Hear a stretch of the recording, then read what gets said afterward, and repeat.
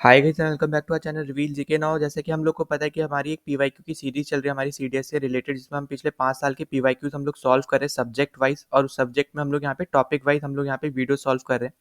ठीक है, अब यहाँ पे देखो इन क्वेश्चंस में ना मैं आपको बीच बीच में यहाँ पे बोनस वीडियोस भी साथ साथ ला रहा हूँ। अभी इस पर्टिकुलर वीडियो से पहले मैं आपके लिए यहाँ पे इंपॉर्टेंट फिजिक्स फॉर्मुला की एक वीडियो लाया हूँ, वो जरूर देख लेना, आपके एग्जाम पॉइंट ऑफ व्यू से बहुत ज्यादा इंपॉर्टेंट वीडियो है वो भी। ठीक है, तो अब देखो यहाँ पे हम लोग बेसिकली फोकस करने वाले हैं सीडीएस के इकोनॉमी के हमारे पीवाईक्यूज पे, और ये हमारा होने वाला है पार्ट 4। ठीक है, पार्ट 4 में हम बेसिकली यहाँ पे फोकस करेंगे टैक्सेस, फिर उसके बाद हमारा HDI ह्यूमन डेवलपमेंट इंडेक्स, फिर MSP, पॉवर्टी और इंडेक्सेस जो हमारे और भी हैं। जैसे पॉवर्टी के ऊपर भी आपके यहाँ पे एक इंडेक्स है जिसके ऊपर क्वेश्चन पूछे गए हैं, तो वो भी हम सारी इसी पर्टिकुलर वीडियो में लोग यहाँ पे सॉल्व करेंगे। ठीक है, और हमारा टारगेट रहेगा हम यहाँ पे पिछले 5 साल के जितने भी हमारे इन सब टॉपिक से क्वेश्चन आए हैं, तो हम वो सब यहाँ पे इस वीडियो में सॉल्व करने वाले हैं ना। अगर आपने अभी तक टेलीग्राम चैनल ज्वाइन नहीं किया तो ज्वाइन कर लेना, वहाँ पे मैं रेगुलरली क्वेश्चन पूछता हूँ, तो उससे आपकी प्रैक्टिस भी बनी रहेगी। और साथ ही साथ अगर आपको इसका PDF चाहिए तो वो भी आपको वहाँ से ही मिलेगा। एंड सेकंड चीज़ कि अगर आप चैनल पे पहली बार आए हो तो प्लीज़ सब्सक्राइब जरूर कर देना, साथ ही साथ यहाँ पे जितना ज़्यादा हो सकता है वीडियो को शेयर कर देना ताकि दूसरों तक पहुँच पाए, क्योंकि बहुत ज़्यादा इंपॉर्टेंट हमारी ये सीरीज चल रही है, तो आपके लिए बहुत ज़्यादा इंपॉर्टेंट हो जाएगा। और इससे पहले मैं ऑलरेडी यहाँ पे फिजिक्स, बायो, केमिस्ट्री और ज्योग्राफी की मैं PYQs बना चुका हूँ। ठीक है, हम लोग यहाँ पे डिस्कस कर चुके हैं पिछले 5 साल के PYQs इन सारे चैप्टर्स के। तो मैंने सभी वीडियोस मैंने एक ही प्लेलिस्ट में डाल रखा है सीक्वेंस वाइज, तो आपको इधर उधर देखने की जरूरत नहीं पड़ेगी, एक ही प्लेलिस्ट में आपको सब मिल जाएगा। तो आप उस प्लेलिस्ट को फॉलो कर सकते हो। ठीक है, उसका लिंक आपको डिस्क्रिप्शन में मिल जाएगा, साथ ही साथ आई बटन पे भी मिल जाएगा। तो चलो वीडियो को शुरू कर लेते हैं, और अगर कोई डाउट होता है तो प्लीज़ कमेंट, आपके लिए कमेंट सेक्शन है, तो आप कमेंट कर सकते हो। ठीक है, तो चलो शुरू कर लेते हैं। सो गाइस, यहाँ पे क्वेश्चन शुरू करने से पहले हम यहाँ पे टॉपिक डिस्कस कर लेते हैं। सबसे पहले हम यहाँ पे बात करेंगे टैक्सेस की। ठीक है, तो टैक्सेस देखो आपके यहाँ पे दो टाइप के होते हैं, एक होता है आपके पास यहाँ पे डायरेक्ट टैक्स, और एक होता है आपके पास यहाँ पे इनडायरेक्ट टैक्स। तो देखो डायरेक्ट टैक्स बेसिकली आपका एग्जांपल होगा इनकम टैक्स, जो आप यहाँ पे डायरेक्टली गवर्नमेंट को पे कर रहे हो। ठीक है, तो वो आपका एग्जांपल हो गया यहाँ पे इनकम टैक्स, डायरेक्ट टैक्स का। अगर हम बात करते हैं यहाँ पे इनडायरेक्ट टैक्स की, तो इनडायरेक्ट टैक्स जैसे आप कहीं पे खाना खाने जाते हो, ठीक है, रेस्टोरेंट में जा रहे हो, तो वहाँ पे भी आप इनडायरेक्टली पे कर रहे हो। ठीक है, या कुछ भी खरीद रहे हो तो आपको पता है कि GST आप देते हो, तो GST भी एक टाइप का क्या है, आपका इनडायरेक्ट टैक्स है। ठीक है, आप इनडायरेक्टली यहाँ पे गवर्नमेंट को पे कर रहे हो, डायरेक्टली पे नहीं कर रहे हो अपनी इनकम से। आप कुछ खरीद रहे हो, फिर उसका जो पोर्शन है कुछ, वो यहाँ पे गवर्नमेंट को जा रहा है। ठीक है, तो ये क्या है, आपका इनडायरेक्ट टैक्स है। तो यहाँ पे आई होप कि आपको ये दोनों डिफरेंसेस पता चल गए। नाउ यहाँ पे अगर हम बात करते हैं टाइप्स की, ठीक है, तो टाइप्स में पहला हमारे पास आता है यहाँ पे रिग्रेसिव टैक्स। ठीक है, तो रिग्रेसिव टैक्स बेसिकली आपका यहाँ पे क्या होता है, देखो जैसे मान के चलो कि आपको यहाँ पे बिस्किट का एक पैकेट लेना है। ठीक है, यहाँ पे मान लो ये आपका एक प्रोडक्ट है, और इसका यहाँ पे रुपीज़ है यहाँ पे 10। ठीक है, 10 रुपये का ये बिस्किट का प्रोडक्ट है। ठीक है, मतलब 10 रुपये का ये बिस्किट है। तो अब यहाँ पे मान लो आपके पास यहाँ पे दो लोग हैं, एक है पुअर और एक है यहाँ पे आपके पास रिच। ठीक है, रिच की इनकम है यहाँ पे 1000 रुपये, और पुअर की इनकम है यहाँ पे 20 रुपये। ठीक है, और यहाँ पे जो इसका GST या फिर आप बोलो टैक्स जो इस पे लग रहा है, वो लग रहा है यहाँ पे 20%। ठीक है, अब यहाँ पे अगर आप ध्यान से देखो तो अब 10 रुपये में अगर 20% देखोगे तो कितना हो गया, 2 रुपये हो गया। ठीक है, वहीं पे अगर आप यहाँ पे पुअर के हिसाब से अगर आप देखो, ठीक है, यहाँ पे 20 रुपये में ही इसको यहाँ पे 10 रुपये भी देने पड़ रहे हैं। ठीक, और यहाँ पे ये सिर्फ बिना GST के 10 रुपये है। ठीक है, इस पे GST लगा के अब ये कितने का हो जाएगा, यहाँ पे हो जाएगा 12 रुपये का। ठीक है, अब ये आपको यहाँ पता चल गया। अब देखो 20 रुपये में अगर वो 12 रुपये दे देगा तो इसके लिए क्या है, ये एक्सपेंसिव है। ठीक है, एक्सपेंसिव है। वहीं पे अगर आप रिच के लिए देखो तो 1000 रुपये में वो 12 रुपये दे दे, इसके लिए कुछ भी नहीं है। ठीक है, तो इसके लिए क्या बहुत ईजी, आप बोल सकते हो यहाँ पे बहुत सारे ईजिली यहाँ पे बाय भी कर सकता है बिस्किट के पैकेट्स। ठीक है, तो इसका बेसिक मतलब क्या हुआ यहाँ पे रिग्रेसिव टैक्स का, कि जो यहाँ पे जो पुअर लोग होते हैं ना, वो आपके ज़्यादा प्रोपोर्शन में यहाँ पे पे करते हैं। ठीक है, रिसोर्सेज के लिए। जैसे कि यहाँ पे उसके पास 20 ही रुपये थे, पर यहाँ पे क्योंकि उसको बिस्किट का पैकेट अगर लेना है तो विदाउट GST आपका यहाँ पे 10 रुपये का था, विद GST आपका यहाँ पे 12 रुपये हो गया। तो 20 में से अगर आप 12 देखोगे तो सिर्फ उसके पास 8 रुपये बचेंगे। वहीं अगर आप रिच के लिए देखोगे तो यहाँ पे 1000 रुपये में सिर्फ उसको यहाँ पे 12 रुपये देने, जो कि बहुत ही कम वैल्यू है उसके इनकम के हिसाब से। ठीक है, तो बेसिकली ये इसकी क्या है, ये इनकम है।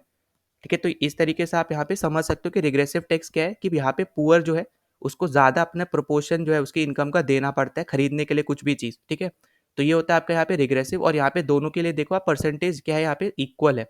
ठीक है, तो यहाँ पे आपको आई होप कि ये पर्टिकुलर आपका जो टैक्स है यहाँ पे ये पता चल गया आपको। ठीक है, अब हम यहाँ पे बात करते हैं अगले टैक्स की। तो देखो हम लोग नेक्स्ट स्लाइड पे चलते हैं, तो अगला टैक्स हम लोग देखते हैं, तो अगला हमारे पास होता है प्रोग्रेसिव टैक्स। ठीक है, तो प्रोग्रेसिव टैक्स क्या होता है बेसिकली, तो प्रोग्रेसिव टैक्स आपका होता है कि जिसकी भी इनकम हायर होगी उसको ज़्यादा टैक्स देना पड़ेगा। ठीक है, जैसे आप इनकम टैक्स में देखते हो कि जिसकी ज़्यादा इनकम उसको उतना ज़्यादा आपको टैक्स देना पड़ता है। ठीक है, स्लैब्स बने होते हैं अलग अलग। तो यहाँ पे बेसिक मतलब क्या है, यहाँ पे हायर इनकम, ठीक है, हायर इनकम तो यहाँ पे जो इसका टैक्स होगा ना वो भी हायर होगा, ठीक है, हायर टैक्स। हायर इनकम मतलब कि हायर टैक्स, जितना ज़्यादा आप कमाओगे उतना ज़्यादा आपको यहाँ पे टैक्स देना है, ठीक है। तो यहाँ पे इसका मतलब क्या हुआ कि अगर कोई भी पुअर है, ठीक है, तो उसको लेस टैक्स देना है। अगर कोई रिच है तो उसको क्या देना है, ज़्यादा टैक्स देना है, ठीक है, मोर टैक्स देना है। तो ये आपका किस में आता है, ये आता है आपका यहाँ पे प्रोग्रेसिव टैक्स में, ठीक है। फिर हम थर्ड पे चलते हैं। थर्ड हमारा होता है यहाँ पे प्रोपोर्शनल टैक्स, ठीक है। तो यहाँ पे हमारा क्या होता है, थर्ड प्रोपोर्शनल टैक्स। तो देखो प्रोपोर्शनल टैक्स बेसिकली आपका क्या होता है, यहाँ पे इसका मतलब होगा कि सेम परसेंटेज जो है आपका यहाँ पे डायरेक्ट टैक्स का, ठीक है।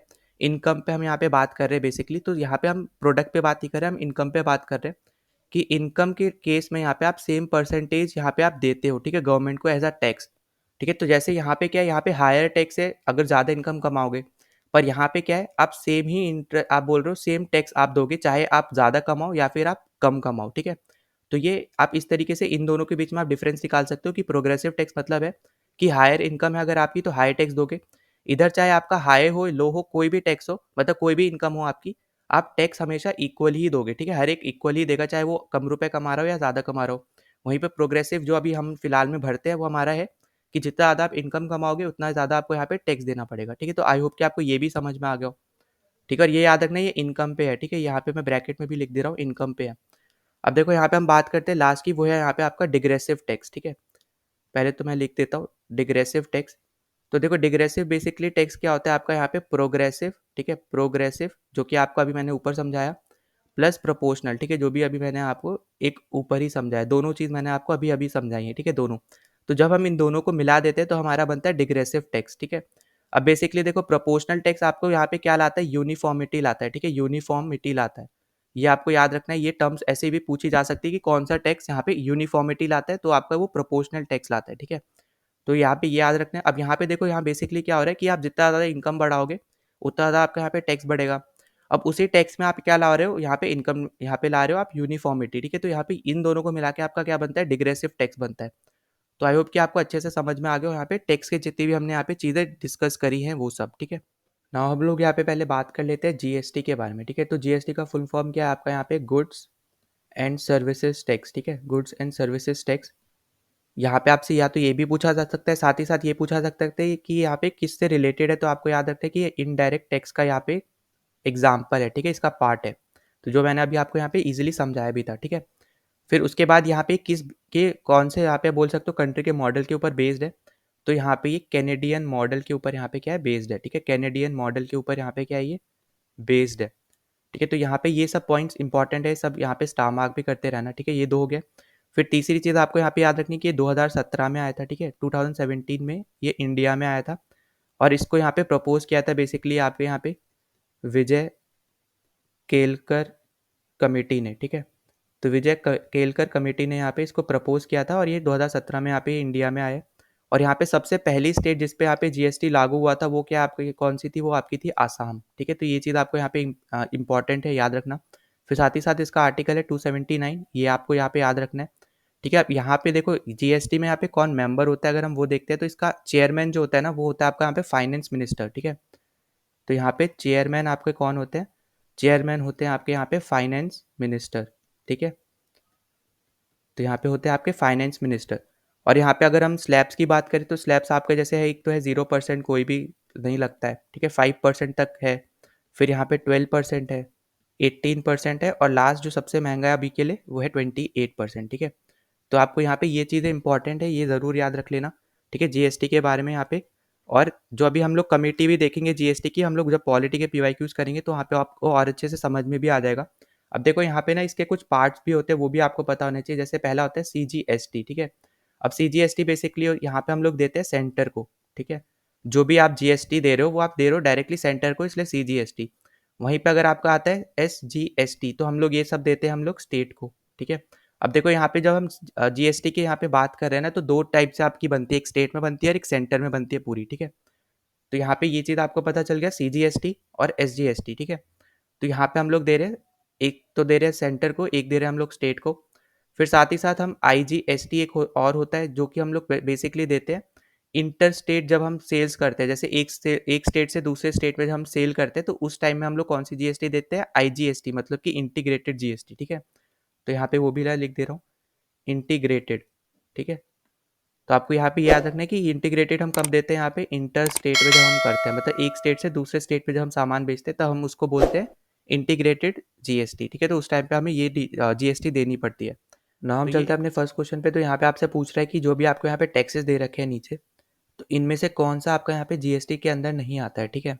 तो देखो यहाँ पे आपका जो डी ऑप्शन है यहाँ पे करेक्ट होने वाला है कि कोई भी पेट्रोलियम का प्रोडक्ट या फिर पेट्रोल, ठीक है, ये आपका यहाँ पे जीएसटी में काउंट नहीं होता। इसके ऊपर बहुत सारी डिबेट्स भी ऑलरेडी यहाँ पे हो चुकी हैं इससे रिलेटेड। तो यहाँ पे देखो बाकी मैं आपको बता दे रहा हूँ, जैसे सर्विस टैक्स की अगर हम यहाँ पे बात करते हैं तो आप जैसे कोई भी डीटीएच रिचार्ज करा रहे हो, मोबाइल रिचार्ज करा रहे हो, ठीक है, साथ ही साथ अगर यहाँ मान लो आप रेस्टोरेंट में जा रहे हो, वहाँ पे आप खा रहे हो, तो वहाँ पे जो आपको सर्विस प्रोवाइड हो रही है तो वहाँ पे भी आप टैक्स दे रहे हो।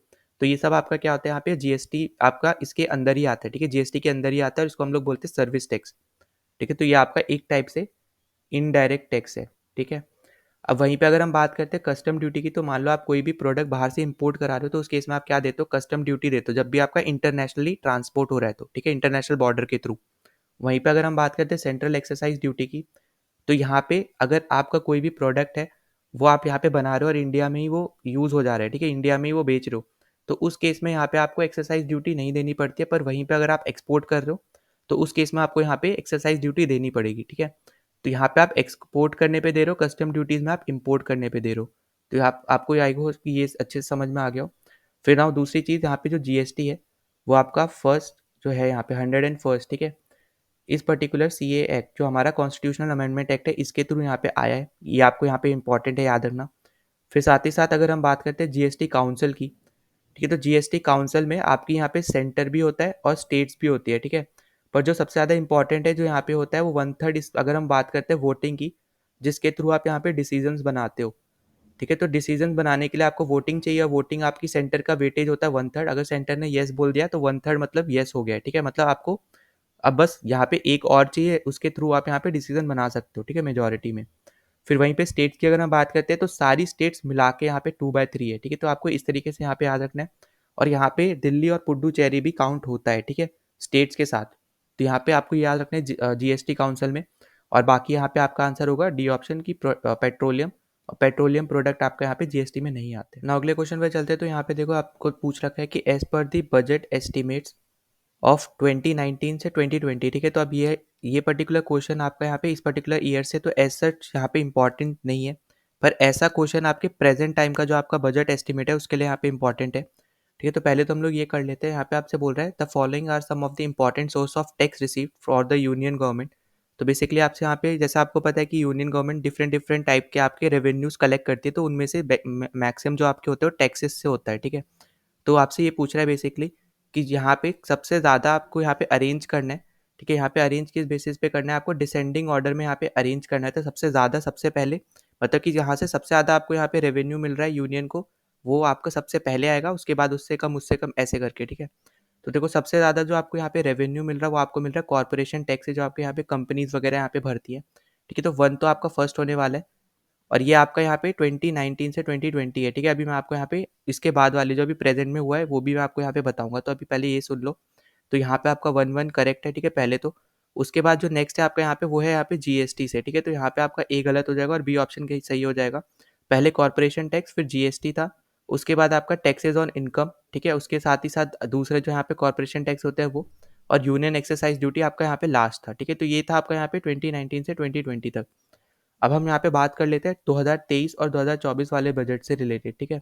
तो देखो यहाँ पे आपसे कैसे क्वेश्चन पूछा जाएगा, जैसे यहाँ से अभी यहाँ पे पूछा था असेंडिंग डिसेंडिंग ऑर्डर में लगाओ, तो वही सेम चीज़ आपकी यहाँ पे भी आ सकती है। अब यहाँ पे बेसिकली आपसे पूछा था कि कहाँ से उनको पैसा मिल रहा है, ठीक है, उनके हिसाब से। पर यहाँ पे दो आपको पता होना चाहिए, एक तो होता है यहाँ पे कि कहाँ से उनको मिल रहा है, और एक होता है कि हमारा पैसा कहाँ पे जा रहा है, ठीक है। तो यहाँ पे ये सब आपको यहाँ पे पता होना चाहिए। अब यहाँ पे देखो पहला आपको केस पता चल गया यहाँ पे। अगर हम बात करते हैं 2023 की, तो मैं आपको यहाँ पे दोनों ही बता रहा हूँ, 2023 और 2024, अगर एक भी आ जाता है तो उसके केस में। देखो 2023 की अगर हम यहाँ पे बात करते हैं तो सबसे ज़्यादा आपका यहाँ है बोरोइंग में, ठीक है, 34% जो है यहाँ पे गवर्नमेंट को बोरोइंग वाले या फिर लाइबिलिटीज से मिलता है पैसा, ठीक है। फिर साथ ही साथ यहाँ पे नॉन टैक्स रिसीप्ट से मिलता है।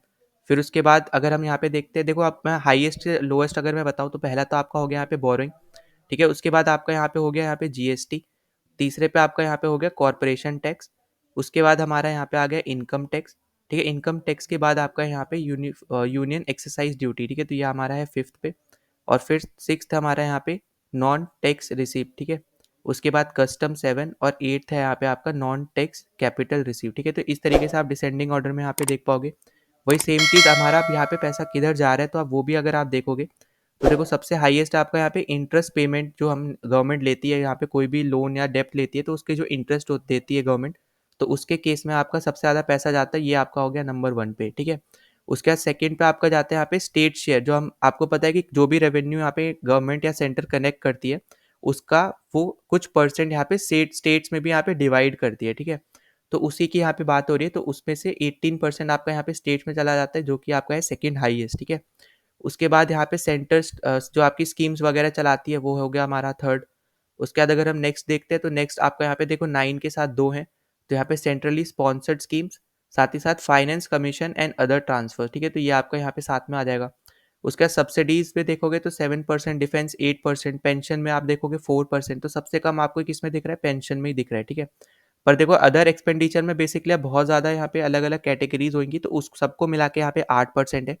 अब आपको देखो ये चीज़ याद रखनी है कि ऑप्शन में आपको कैसे दे रखा है। मान लो अगर ऑप्शन में यहाँ पे अदर्स एक्सपेंडिचर नहीं दिया है, ठीक है, यहाँ पे ऐसे दे रखे है कि सब्सिडीज, डिफेंस, पेंशन और एक कोई और दे दिया इंटरेस्ट पेमेंट, आपसे पूछ रहे कि सबसे कम किस में हमारी गवर्नमेंट स्पेंड करती है, ठीक है। तो आपका आंसर होगा यहाँ पे पेंशन, क्योंकि आपको यहाँ पे क्लियरली दिख रहा है कि 4% ही यहाँ पे सिर्फ जा रहा है। और ये बात हम लोग कर रहे हैं 2023 के हिसाब से, ठीक है। अब यहाँ पे हम बात करते हैं 2024 में, तो यहाँ पे भी आप देखोगे बोरिंग अभी यहाँ पे देखो 28% अभी हो गया है 34 से, ठीक है। उसके साथ साथ अभी आप नेक्स्ट पे देखोगे तो हमारा नेक्स्ट पे आ गया अभी इनकम टैक्स, ठीक है। तो सेकंड पे इनका आ गया हमारा इनकम टैक्स, जो कि हमारे यहाँ पे फोर्थ पे था। फिर जीएसटी हमारा है यहाँ पे थर्ड पे, ठीक है। उसके बाद फोर्थ पे हमारा आ गया यहाँ पे कॉर्पोरेशन टैक्स, और फिर बाकी भी आप इसी तरीके से देख सकते हो, ठीक है। आप डिसेंडिंग ऑर्डर में इसको लिस्ट कर देना, ठीक है, अपने नोटबुक में लिख लेना, ज़रूरी हो जाएगा, इंपॉर्टेंट है। उसके बाद अगर हम बात करते हैं कहाँ पे हमारे रुपीज़ जा रहे हैं, ठीक है, कहाँ पे खर्च कर रही है गवर्नमेंट, तो बेसिकली तो यहाँ पे देखो सबसे पहले तो यहाँ पे है नंबर 1 पे आपका है इंटरेस्ट पेमेंट, ठीक है। वही सेम चीज़ आपको यहाँ पे जहाँ पे जो भी यहाँ पे गवर्नमेंट ने ले रखा है लोन या डेप्ट, उसी की इंटरेस्ट भरने में हमारे 20% जो है गवर्नमेंट यहाँ पे खर्च कर देती है, ठीक है। 20% बोल लो इसको या फिर 20 पैसे बोल लो, 1 रुपये का 20% कितना हो जाएगा, 20 पैसे हो जाएगा। वही सेम चीज़ फिर आप देखोगे यहाँ पे स्टेट शेयर में भी आपका क्या है, यहाँ पे 20% है, जो कि यहाँ पे बढ़ गया है, ठीक है। पहले 18 था, अब ये 20 हो गया है, तो इसको भी आप यहाँ पे 1 लिख सकते हो, ठीक है। फिर उसी तरीके से अगले पे अगर हम देखते हैं तो अगला आपका आ जाएगा सेंट्रल सेक्टर स्कीम्स, तो ये हमारा है सेकंड पे। फिर ऐसे ही करके आप डिसेंडिंग ऑर्डर में सब लगा लेना। अब यहाँ पे देखो एक चीज़ याद रखना है, यहाँ पे आपसे किस तरीके से क्वेश्चन पूछा जा सकता है। एक तो असेंडिंग से डिसेंडिंग पूछ लेगा, डिसेंडिंग से असेंडिंग पूछ लेगा, ठीक है, 2 टाइप के क्वेश्चन। और यहाँ पे अलग अलग टाइप में पूछ सकता है, मतलब कि यहाँ पे रुपीज़ गोज टू और रुपीज़ कम्स फ्रॉम, ठीक है। इस टाइप से भी यहाँ पे असेंडिंग डिसेंडिंग डिसेंडिंग असेंडिंग इस टाइप से पूछ लेगा, या फिर आपसे 4 ऑप्शन देके पूछेगा कि सबसे कम हमारी गवर्नमेंट ने किस पे स्पेंड किया है, या सबसे कम कौन से हमारी गवर्नमेंट को यहाँ पे मिला है, ठीक है। तो इसलिए आपको यहाँ पे परसेंटेज भी पता होनी चाहिए, ठीक है।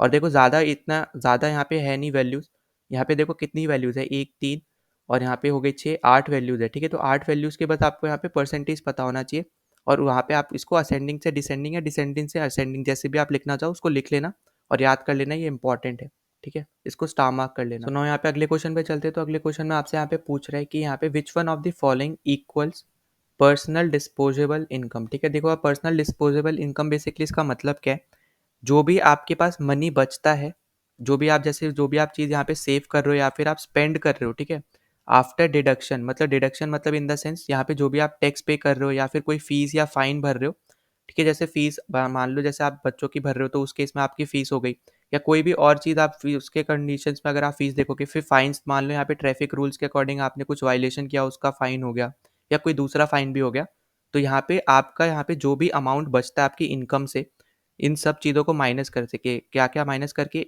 फाइन्स, फीस और साथ ही साथ यहाँ पे टैक्सेस, ठीक है। ऐसी चीज़ों को माइनस करके आपकी यहाँ पे अपनी पर्सनल इनकम से, तो वो आपका कहलाता है क्या, पर्सनल डिस्पोजेबल इनकम, ठीक है। तो अब अगर आप यहाँ पे देखो तो सबसे पहला ही ऑप्शन आपका यहाँ पे करेक्ट है कि पर्सनल इनकम में से अगर आप डायरेक्ट टैक्सेस, जो हम अभी हमने बात की कि टैक्सेस यहाँ पे हटा के साथ ही साथ यहाँ पे मिसलेनियस फीस या फाइन्स एक्सेट्रा इनको हटाओगे, तो आपका यहाँ पे जो बचेगा उसको हम लोग बोलते हैं पर्सनल डिस्पोजेबल इनकम, ठीक है। तो एक तो आपको यहाँ पे ये याद रखना है, डायरेक्ट आपको यहाँ पे याद रखना है।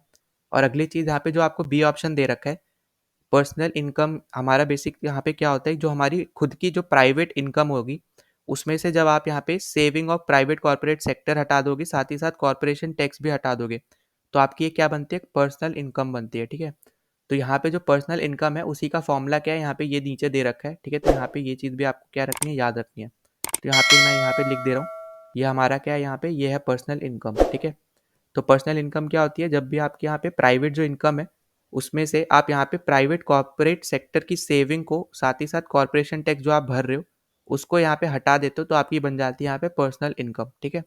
और फिर उसी की हेल्प से आप क्या निकालोगे, पर्सनल डिस्पोजेबल इनकम, जहाँ पे आप टैक्सेस जो आप खुद का टैक्स भर रहे हो, ठीक है। यहाँ नीचे क्या आप यहाँ पे कॉर्पोरेट टैक्स भर रहे हो, वो अलग चीज़ है, और इनकम टैक्स अलग है, ठीक है। तो डायरेक्ट टैक्स भर रहे हो जब आप यहाँ पे, तो डायरेक्ट टैक्स में आप यहाँ पे वो भर रहे हो, साथ ही साथ फीस फाइन भर रहे हो, तो उन सबको हटाओगे तो आपका बन जाएगा पर्सनल डिस्पोजेबल इनकम। तो यहाँ पे 2 पॉइंट इंपॉर्टेंट है, ये दोनों चीज़ आप फॉर्मुलेज याद रख लेना। ना अब चलते हैं अगले क्वेश्चन पे। तो देखो हमसे यहाँ पे क्या बोल रखा है कि which one of the following cannons, cannons मतलब आपका हो गया यहाँ पे कैरेक्टरिस्टिक्स, ठीक है। तो यहाँ पे इसका मतलब है कि कैरेक्टरिस्टिक्स ऑफ टैक्सेशन जो है आपका यहाँ पे, ठीक है, cannons of taxation was not advocated bye Adam Smith. तो बेसिकली जो आपके एडम स्मिथ है यहाँ पे, उन्होंने कुछ यहाँ पे कैरेक्टरिस्टिक्स दिए थे टैक्स से रिलेटेड, ठीक है, जो कि आपके कंट्री गुड, आप बोल सकते हो गुड टैक्स सिस्टम में यहाँ पे होने चाहिए, ठीक है। और यहाँ पे स्पेसिफिकली बात हो रही है किसी भी एक कंट्री में अगर वो चाहते हैं कि अच्छे से अच्छा यहाँ पे टैक्सेशन सिस्टम हो, तो उन सब में ये सब चीज़ें होनी चाहिए।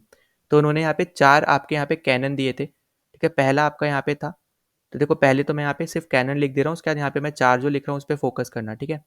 तो हमारा पहला तो हमारे पास है इक्वालिटी, ठीक है। तो यहाँ पे पहले मैं लिख दे रहा हूँ, उसका समझा भी दूंगा। उसका नेक्स्ट है हमारे पास सर्टेनिटी, ठीक है। थर्ड है हमारे पास यहाँ पे कन्वीनियंस, ठीक है। और लास्ट है हमारे पास यहाँ पे इकोनॉमी, ठीक है। तो ये हमारे पास ये 4 कैनन है जो यहाँ पे एडम स्मिथ ने हमें यहाँ पे दिए हैं। यहाँ पे बोला है उन्होंने कि अगर आपको गुड टैक्सेशन सिस्टम चाहिए आपकी कंट्री में, तो यहाँ पे ये एटलीस्ट 4 तो यहाँ पे होने ही चाहिए, ठीक है। तो देखो यहाँ पे जो एडम स्मिथ ने बोला है, तो सबसे पहले हम लोग बात कर लेते हैं इकोनॉमी के केस में। तो यहाँ पे देखो कैनन ऑफ इकोनॉमी का बेसिक मतलब क्या है कि यहाँ पे जो भी आप टैक्स कलेक्ट कर रहे हो ना, वो यहाँ पे मिनिमम से मिनिमम होना चाहिए, ठीक है, ताकि आपकी जो पॉपुलेशन है उनको भी कोई तकलीफ ना हो, ठीक है। पहली चीज़ आपको यहाँ पे ये पता चल गई कि यहाँ पे कैनन ऑफ इकोनॉमी क्या है, ठीक है, मिनिमम से मिनिमम टैक्स। फिर यहाँ पे हम लोग बात करते हैं कैनन ऑफ इक्वालिटी की। तो बेसिकली यहाँ पे उन्होंने बोला है कि यहाँ पे हर एक को यहाँ पे इक्वली मान के आपको यहाँ पे टैक्स लेना है, ठीक है। ऐसा नहीं कर सकते हो कि आप सिर्फ पुअर से ले रहे हो या मिडिल क्लास से ले रहे हो और रिच को छोड़ दे रहे हो, ठीक है। तो आप यहाँ पे वो चीज़ नहीं करोगे, आप इक्वालिटी की तरफ से देखोगे और साथ ही साथ जस्टिस प्रोवाइड करते हुए आप टैक्स कलेक्ट करोगे। फिर यहाँ पे जो नेक्स्ट यहाँ पे उन्होंने बोला है कैनन ऑफ सर्टेनिटी के बारे में अगर हम बात करते हैं, तो कैनन ऑफ सर्टेनिटी बेसिकली यहाँ पे क्या बोलता है कि जो भी आपके यहाँ पे टैक्स पेयर्स हैं, ठीक है, उनको आप बेसिकली आप हेल्प करोगे यहाँ पे, क्योंकि आप टैक्स जब भरते हो तो 1 साल का ही आप टैक्स भरते हो, तो बेसिकली यहाँ पे यही बोला जा रहा है कि आप उनकी हेल्प करोगे पेमेंट्स करने में, उनको मतलब समझाने में, उनको ईजी करने में, जो भी आपका यहाँ पे कंडीशन है या फिर कैसे उसको भरना है वो सब बताने में आप उसको ईजी करोगे, उस प्रोसेस को ईजी करोगे, ताकि आपको यहाँ पे टैक्स पेमेंट भी मिल पाए और ज़्यादा से ज़्यादा टैक्स पेयर भी आ पाए, ठीक है। फिर ना लास्ट जो यहाँ पे उन्होंने बोला है वो है आपका यहाँ पे कन्वीनियंस से रिलेटेड। तो कैनन ऑफ कन्वीनियंस क्या है आपका, कैनन ऑफ कन्वीनियंस ये है कि यहाँ पे आपको बेसिकली बोला जा रहा है कि जो भी आपके टैक्स पेयर है, ठीक है, उनको आप इस तरीके से मेथड करोगे कि यहाँ पे उनके लिए वो कन्वीनियंस हो कि वो कभी भी यहाँ पे पे कर पाए, ठीक है। मतलब आपने देखा होगा कि एक टाइम फ्रेम आपकी यहाँ पे गवर्नमेंट जो है यहाँ पे दे देती है, ऐसे नहीं बोलते कि ये पर्टिकुलर एक डेट है और इसी दिन सबको करना है, ठीक है, ऐसे नहीं होता है। एक रेंज दे देती है वो डेट का कि 1 महीने या 2 महीने का रेंज है और उसी के अंदर यहाँ पे पूरे यहाँ पे जितने भी टैक्स पेयर्स हैं उनको यहाँ पे भरना होता है, ठीक है। तो यही यहाँ पे बात की जा रही है कन्वीनियंस की, ठीक है। और यहाँ पे सर्टेनिटी भी बात कर लिया हमने, इक्वालिटी भी बोल लिया और यहाँ पे इकोनॉमी की भी हमने यहाँ पे बात कर ली है। तो अब ये तो हो गए हमारे जो यहाँ पे एडम स्मिथ ने दिए हैं, ठीक है। तो अब इसके अकॉर्डिंग आप यहाँ पे लगा पाओगे, डी ऑप्शन यहाँ पे क्या है, करेक्ट हो जाएगा, क्योंकि यहाँ पे एडम स्मिथ ने कैनन ऑफ फिस्कल एडिक्वेसी नहीं दिया है, ठीक है। यहाँ पे आपसे क्योंकि नॉट पूछा जा रहा था, तो आपको यहाँ पे ये चीज़ पता चल गई। अब देखो इसके साथ साथ ना यहाँ पे कुछ और भी यहाँ पे इकोनॉमिस्ट रहे हैं, ठीक है। अब उन्होंने भी अपने कुछ कैरेक्टरिस्टिक्स दिए, तो अगर हम उनके बारे में देखते हैं उन्होंने कौन कौन से दिए, तो उन्होंने पहला दिया यहाँ पे प्रोडक्टिविटी का, ठीक है, प्रोडक्टिविटी का उन्होंने यहाँ पे पहला दिया है। फिर उसके बाद उन्होंने यहाँ पे दिया है दूसरा यहाँ पे इलास्टिसिटी का, ठीक है, इलास्टिसिटी का। और तीसरा उन्होंने दिया है यहाँ पे सिंप्लिसिटी का, ठीक है। ये सब एक दूसरे से यहाँ पे रिलेटेड ही है, ठीक है। तो ज़्यादा आपको यहाँ पे सोचना नहीं है, बस ये वर्ड्स आपको यहाँ पे पता होने चाहिए। फिर फोर्थ उन्होंने दिया है यहाँ पे वेराइटी का, और लास्ट यहाँ पे एक और जो है वो है आपका यहाँ पे फ्लेक्सिबिलिटी का, ठीक है, फ्लेक्सिबल यहाँ पे बना रहे हैं कंडीशंस को, ठीक है। तो यहाँ पे ये 5 और हैं ये तो आपके दिए यहाँ पे एडम स्मिथ ने, और यहाँ पे ये दिए आपके अदर इकोनॉमिस्ट ने, ठीक है, यहाँ पे मैं लिख भी दे रहा हूँ अदर इकोनॉमिस्ट। और ये सारी किसकी कंडीशन है, अगर आपको यहाँ पे गुड टैक्सेशन सिस्टम चाहिए आपकी कंट्री में तो ये सब होना चाहिए, ठीक है।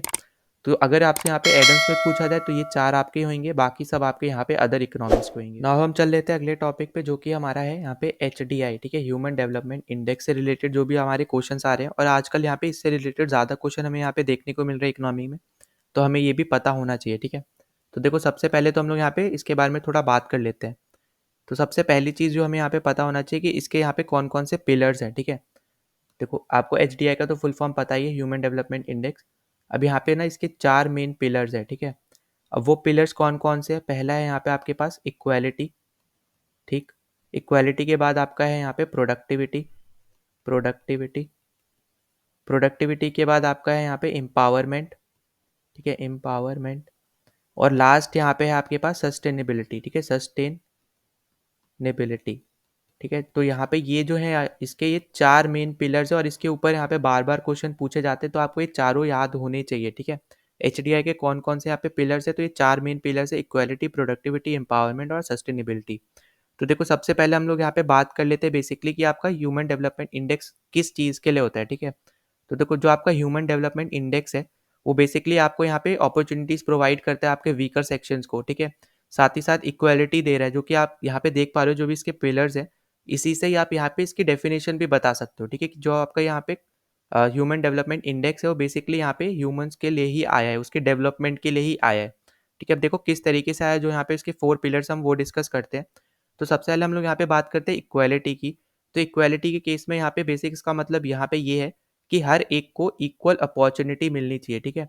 मतलब कि यहाँ पे हर एक, मान लो यहाँ पे कोई भी एक अपॉर्चुनिटी है, कोई भी मान लो एक्स अपॉर्चुनिटी है, तो उसमें यहाँ पे जितने भी लोग हैं ना सबको एक्सेस मिलना चाहिए उसका इक्वली, ठीक है। यहाँ पे इसका मतलब यहाँ पे ये कहना चाह रहे हैं, ठीक है। इक्वालिटी मतलब कि इक्वल एक्सेस आपका होना चाहिए अपॉर्चुनिटीज़ के लिए, ठीक है। अब यहाँ पे देखो इररिस्पेक्टिव ऑफ, आपको पता ही हम पॉलिटी में पढ़ते हैं जैसे irrespective of their gender, race, income, caste, ये सब, तो ये भी यहाँ पे सेम चीज़ ही है, ठीक है, जो हम लोग यहाँ पे पॉलिटी में भी पढ़ते हैं। अब यहाँ पे अगर हम बात करते हैं यहाँ पे पावरमेंट की, ठीक है, एम्पावरमेंट की, तो एम्पावरमेंट बेसिकली यहाँ पे इसका मतलब क्या है कि यहाँ पे जो भी आपकी गवर्नमेंट है उसको ऐसे स्कीम्स लाने चाहिए यहाँ पे, पीपल ओरिएंटेड स्कीम्स, कि यहाँ पे आप एम्पावर कर पाओ लोगों को, ठीक है। एम्पावर कर पाओ लोगों को इन द सेंस कि आप जो भी यहाँ पे वीकर सेक्शंस हैं उनको आप यहाँ पे ट्रेन कर पाओ, उनको एम्पावर कर पाओ, ठीक है। इसका मतलब यहाँ पे बेसिकली यहाँ पे ये है। फिर उसके बाद अगर हम बात करते हैं यहाँ पे अपना नेक्स्ट की, तो वो है हमारे पास प्रोडक्टिविटी, ठीक है। तो प्रोडक्टिविटी यहाँ पे हम बात करते हैं इन टर्म्स ऑफ, जैसे हमें पता है कि ह्यूमन वर्क, ठीक है। अब देखो प्रोडक्टिविटी बेसिकली क्या ही होता है, जो भी आप काम कर रहे हो वो सब आपका क्या, आप प्रोडक्टिविटी कर रहे हो, ठीक है। आप जो भी यहाँ पे काम कर रहे हो आप क्या कर रहे हो, यहाँ पे प्रोडक्टिविटी कर रहे हो। तो यहाँ पे बेसिक मतलब यहाँ पे क्या है कि जो आपकी गवर्नमेंट होगी वो आपको यहाँ पे ट्रेन करेगी, या आपको यहाँ पे स्किल्स प्रोवाइड करेगी ट्रेनिंग में, जिसकी वजह से आप ज़्यादा से ज़्यादा कैपेबल बनोगे और ज़्यादा से ज़्यादा अपॉर्चुनिटीज़ के लिए आप यहाँ पे तैयार होगे, ठीक है। तो इसका मतलब यहाँ पे ये है। फिर अगर हम यहाँ पे देखते हैं फोर्थ वाला जो है आपका यहाँ पे सस्टेनेबिलिटी। तो सस्टेनेबिलिटी आप हमेशा जैसे पढ़ते हो, ज्योग्राफी में भी पढ़ते हो, कि आपकी ऐसी यहाँ पे चीज़ें हैं जो कि आप जो भी रिसोर्सेज वगैरह यूज़ कर रहे हो तो आप यहाँ पे ध्यान दे के यूज़ करो कि जो भी फ्यूचर जनरेशन है उनको यहाँ पे कोई भी दिक्कत ना हो, ठीक है। मतलब कि जो भी आप रिसोर्सेज यूज़ कर रहे हो उसका शॉर्टेज नहीं होना चाहिए फ्यूचर में, हम यहाँ पे ये बेसिकली बात कर रहे हो, और हम ये ज्योग्राफी से कनेक्ट कर पा रहे हैं, ठीक है। अब देखो इक्वालिटी आप पॉलिटी से कनेक्ट कर सकते हो, सस्टेनेबिलिटी आप यहाँ पे ज्योग्राफी से कर सकते हो, एम्पावरमेंट भी आप पॉलिटी से कर सकते हो, ठीक है। और साथ ही साथ जो आपकी प्रोडक्टिविटी है वो आप यहाँ पे ज्योग्राफी से भी कर सकते हो। बस यहाँ पे फ़र्क यहाँ पे क्या है प्रोडक्टिविटी में, कि प्रोडक्टिविटी हम ह्यूमन के केस में देख रहे हैं, ठीक है। तो आपको यहाँ पे इस तरीके से आपको थोड़ा सोचना है, और यहाँ पे इक्वली अगर आप देखोगे तो सोचोगे तो ईजी यहाँ पे ये चारों पिलर्स हैं, आप याद रख सकते हो, ठीक है। फिर नेक्स्ट चीज़ जो आपको यहाँ पे पता होना चाहिए कि जो ये आइडिया दिया है इसका, ठीक है, ये आइडिया किसका था, तो ये आइडिया था आपका यहाँ पे महबूब उल हक का, ठीक है। महबूब उल हक का यहाँ पे ये पर्टिकुलर आइडिया था यहाँ पे HDI का, ह्यूमन डेवलपमेंट इंडेक्स का। तो यहाँ पे ये इसके ऊपर भी क्वेश्चन आ चुका है, तो ये भी आपको यहाँ पे पता होना चाहिए कि इसका आइडिया किसने दिया, या फिर आप बोल सकते हो कि इसका कॉन्सेप्ट किसने दिया, HDI का कॉन्सेप्ट किसने दिया था, तो वो थे महबूब उल हक, ठीक है। अब देखो हम वापस आते हैं अपने क्वेश्चन की तरफ। तो क्वेश्चन में आपसे यहाँ पे क्या पूछ रहा है कि which one of the following concepts are considered as pillars of HDI, ठीक है। अब देखो यहाँ पे हमने पिलर्स ऑलरेडी डिस्कस किया, अभी हमने देखा इक्वालिटी भी होता है, सस्टेनेबिलिटी भी होता है, प्रोडक्टिविटी भी होता है, पर सिक्योरिटी नहीं होता। सिक्योरिटी नहीं होता उसकी जगह कौन सा होता है, हमारा यहाँ पे होता है सस्टेनेबिलिटी हो गया, प्रोडक्टिविटी हो गया, यहाँ पे इक्वालिटी हो गया, अब हमारा होता है यहाँ पे एम्पावरमेंट, ठीक है। फोर्थ हमारा क्या होता है, एम्पावरमेंट होता है, ठीक है। अगर यहाँ पे एम्पावरमेंट दिया होता तो आप यहाँ पे मार्क कर देते, ठीक है, पर यहाँ पे एम्पावरमेंट नहीं दिया, यहाँ पे क्या दिया, यहाँ पे सिक्योरिटी दिया है, ठीक है। तो यहाँ पे ये क्या हो जाएगा, गलत हो जाएगा, और 1 2 3 यहाँ पे सिर्फ करेक्ट है, तो आपका ऑप्शन हो जाएगा सी ऑप्शन, यहाँ पे एकदम करेक्ट ऑप्शन है ना। अगले क्वेश्चन पे चलते हैं। तो अगले क्वेश्चन में आपसे यहाँ पे पूछ रखा है कि which one of the following is or are United Nation sustainable development goals, ठीक है। तो यहाँ पे इस क्वेश्चन से पहले हम लोग पहले सारे गोल्स हम लोग यहाँ पे डिस्कस कर लेते हैं। तो हमारे पास यहाँ पे ओवरऑल कितने गोल्स है, 17 गोल्स है हमारे पास, ठीक है। तो यहाँ पे ये चीज़ आपको यहाँ पे याद रखनी है कि 17 गोल्स है, इसमें से पहला यहाँ पे है आपका यहाँ पे एंड पॉवर्टी, ठीक है। एंड पॉवर्टी आपका यहाँ पे फर्स्ट गोल है। फिर सेकंड आपका यहाँ पे ज़ीरो हंगर, ठीक है, ज़ीरो हंगर आपका यहाँ पे सेकंड है। फिर नेक्स्ट पे अगर हम चलते हैं तो नेक्स्ट है आपका यहाँ पे हेल्थ। फिर उसके बाद है आपका यहाँ पे एजुकेशन, ठीक है, फोर्थ है यहाँ पे आपका एजुकेशन। फिफ्थ है आपका यहाँ पे जेंडर इक्वालिटी, ठीक है, gender equality, gender equality and women empowerment, ठीक है, वुमेन एम्पावरमेंट। तो आपका ये हो गया आपके पास 5। उसके बाद हम नेक्स्ट पे चलते हैं। तो सिक्स्थ है यहाँ पे आपके पास वाटर एंड सैनिटेशन, ठीक है, वाटर एंड सैनिटेशन, ये आपके पास यहाँ पे सिक्स्थ। फिर सेवेंथ है यहाँ पे आपके पास एनर्जी, ठीक है। एट्थ है यहाँ पे आपके पास इकोनॉमिक ग्रोथ, ठीक है, यहाँ पे वापस लिख दे रहा हूँ इकोनॉमिक ग्रोथ, ये आपके पास है एट्थ, ठीक है, इकोनॉमिक ग्रोथ।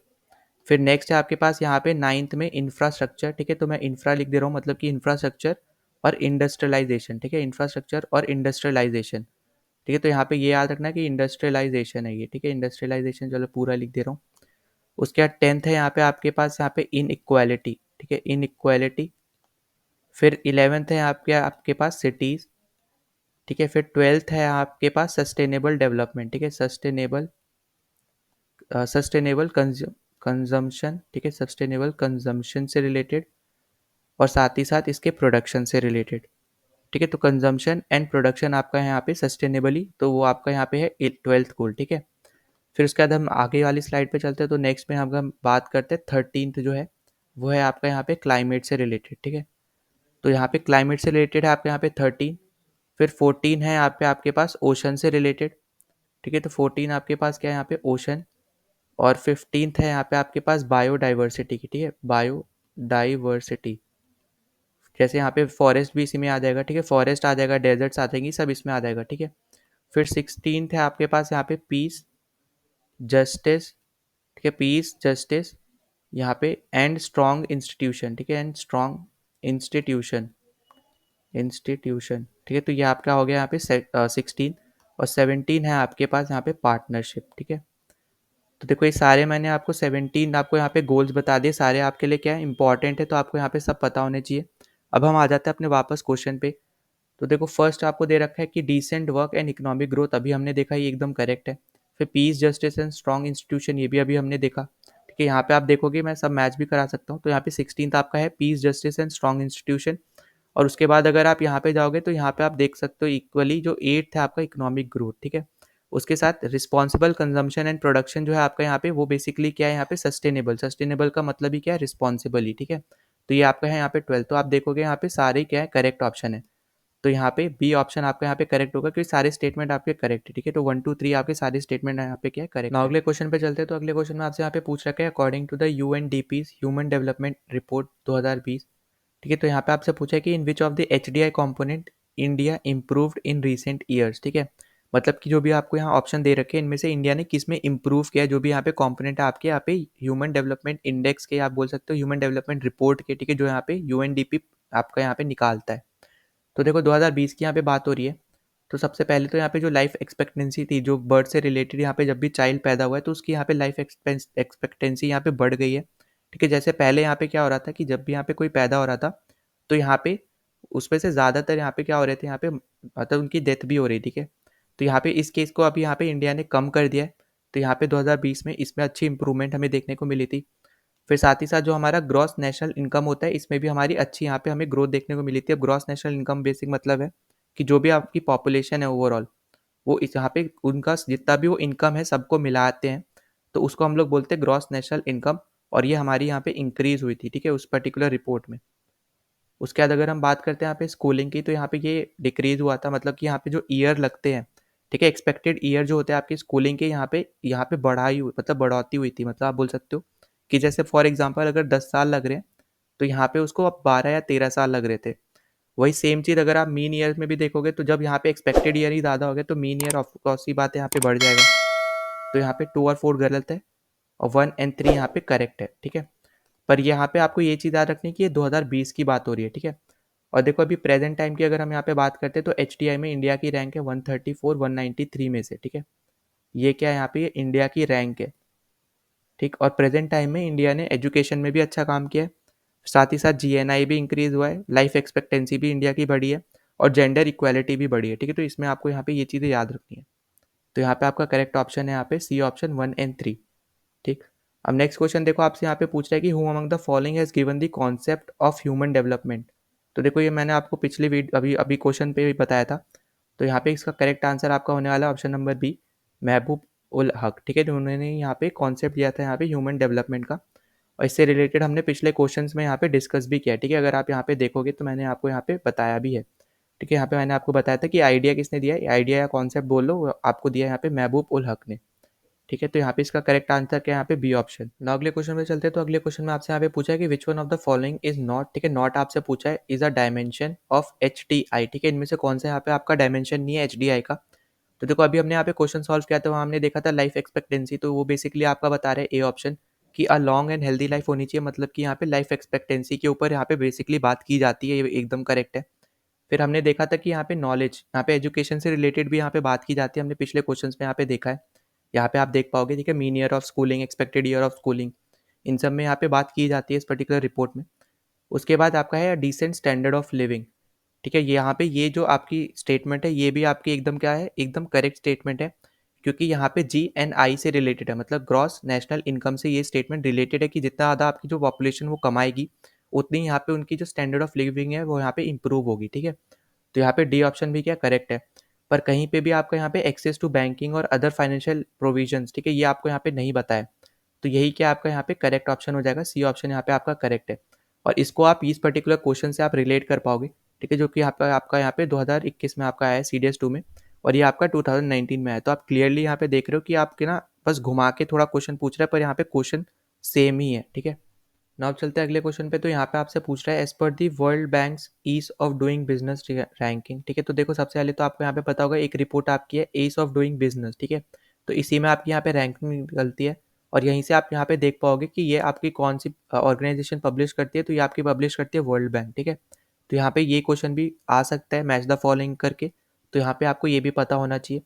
फिर यहाँ पे आपसे बोल रहे कि India's rank has improve from 142 in 2014 to 63 in 2019, ठीक है। During this period in which one of the following parameter has India's rank deteriorated, deteriorated मतलब है यहाँ पे बेसिकली वर्स, ठीक है। इसमें यहाँ पे खराब हुई, अपनी इंडिया की ओवरऑल रैंक तो यहाँ पे इंप्रूव हुई, पर ऐसी एक पर्टिकुलर पैरामीटर है जहाँ पे इंडिया की रैंक यहाँ पे खराब है, ठीक है। तो यहाँ पे कौन सी है वो यहाँ पे बात की जा रही है।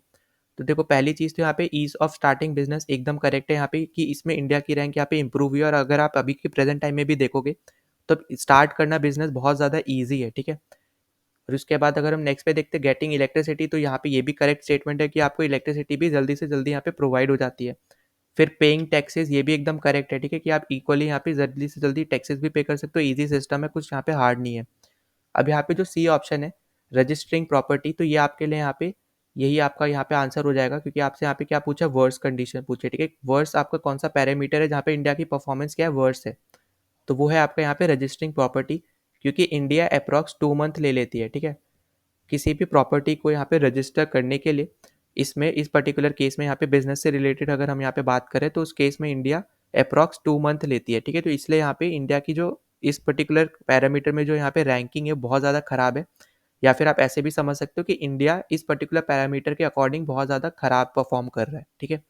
तो यहाँ पे आपका आंसर होगा रजिस्टरिंग प्रॉपर्टी, क्योंकि यहाँ पे वो 2 मंथ ले लेता है रजिस्टर करने के लिए, और बाकी सब आपके यहाँ पे क्या है, करेक्ट है, क्योंकि इन सब में हमारी इंडिया की रैंक यहाँ पे बहुत ज़्यादा अच्छी हुई है या फिर इंप्रूव हुई है ना। अगले क्वेश्चन पे चलते हैं। तो अगले क्वेश्चन में आपसे यहाँ पे बोल रहा है as per the use based classification of the index of industrial production IIP the maximum weight has been assigned to, ठीक है। तो देखो यहाँ पे बेसिकली आपसे यहाँ पे जो बात कर रहा है यहाँ पे इंडेक्स ऑफ इंडस्ट्रियल प्रोडक्शन की, तो यहाँ पे ये जो इंडेक्स है ये बेसिकली आपका यहाँ पे बताता है परफॉर्मेंस के बारे में, जो भी आपके यहाँ पे डिफरेंट डिफरेंट इंडस्ट्रियल सेक्टर्स है उनकी जो भी यहाँ पे परफॉर्मेंस है आपकी इकोनॉमी में, एक पर्टिकुलर कंट्री के इकोनॉमी में, उसको यहाँ पे ये बताता है, ठीक है, ये पर्टिकुलर इंडेक्स। अगर हम इसमें आगे बात करते हैं, तो यहाँ पे अगर हम देखते हैं इन पर्टिकुलर चीज़ों को, तो यहाँ पे देखो सबसे पहले तो आपको दे रखा है क्वेश्चन में कि मैक्सिमम वेट किसको असाइंड है, ठीक है। तो मैक्सिमम वेट आपका यहाँ पे असाइंड है, ये आपको याद रखना है कि प्राइमरी गुड्स को, ठीक है। क्योंकि यहाँ पे देखो सबसे पहली चीज़ तो आपको पता होना चाहिए कि प्राइमरी गुड्स क्या होती है। तो प्राइमरी गुड्स आपकी वो सब चीज़ें होती है जो आप नेचुरली आपको यहाँ पे नेचर से मिल रही है, ठीक है। आप उस पर कुछ भी एज सच कर नहीं रहे हो, बस नेचुरली आपको यहाँ पे मिल रही है, तो उसका सबसे ज़्यादा आपको यहाँ पे वेटेज देखने को मिलेगा। वहीं पे अगर हम बात करते हैं इंटरमीडिएट गुड्स की, तो इंटरमीडिएट गुड्स आपके होते हैं इनकम्प्लीट गुड्स, ठीक है। यहाँ पे मैं लिख भी दे रहा हूँ, यहाँ पे ये आपको नेचर से डायरेक्टली मिल जाती है, ठीक है। नेचर से आपको क्या मिल जाती है, डायरेक्टली मिल जाती है। और ये आपकी होती है इनकम्प्लीट गुड, ठीक है। इनकम्प्लीट गुड्स बेसिकली क्या होती है आपकी यहाँ पे, कि आपने यहाँ पे कुछ शुरू किया पर आपके अभी इनकम्प्लीट है, आप इसको आगे फिनिश करने के लिए आगे सप्लाई कर रहे हो, ठीक है। तो ये सब आपकी क्या हो जाती है यहाँ पे, इंटरमीडिएट गुड्स हो जाती है। अब यहाँ पे आप एग्जाम्पल अगर देखोगे तो आपके यहाँ पे हो सकता है पेट्रोल हो सकते हैं, ठीक है। यहाँ पे मशीनरीज हो सकती हैं। तो ये सब क्या आपके यहाँ पे एक टाइप की क्या है आपके यहाँ पे इंटरमीडिएट गुड्स है, ठीक है। अगर हम यहाँ पे बात करते हैं कंज्यूमर ड्यूरेबल की, तो यहाँ पे आपका सबसे बड़ा एग्जाम्पल आपका यहाँ पे आता है इलेक्ट्रॉनिक डिवाइसेस, ठीक है। तो इलेक्ट्रॉनिक्स के जो आपके यहाँ पे डिवाइसेस होते हैं, यहाँ पे सबसे बड़ा यहाँ पे एग्जांपल है इसको समझने के लिए। देखो अब कंज्यूमर ड्यूरेबल बेसिक इसका मतलब क्या है कि जहाँ पे आपका जो कंज्यूमर है, मतलब जो भी आप यहाँ पे खरीद रहे हो, ठीक है, जो चीज़ खरीदता है उसको हम लोग क्या बोलते हैं, कंज्यूमर बोलते हैं।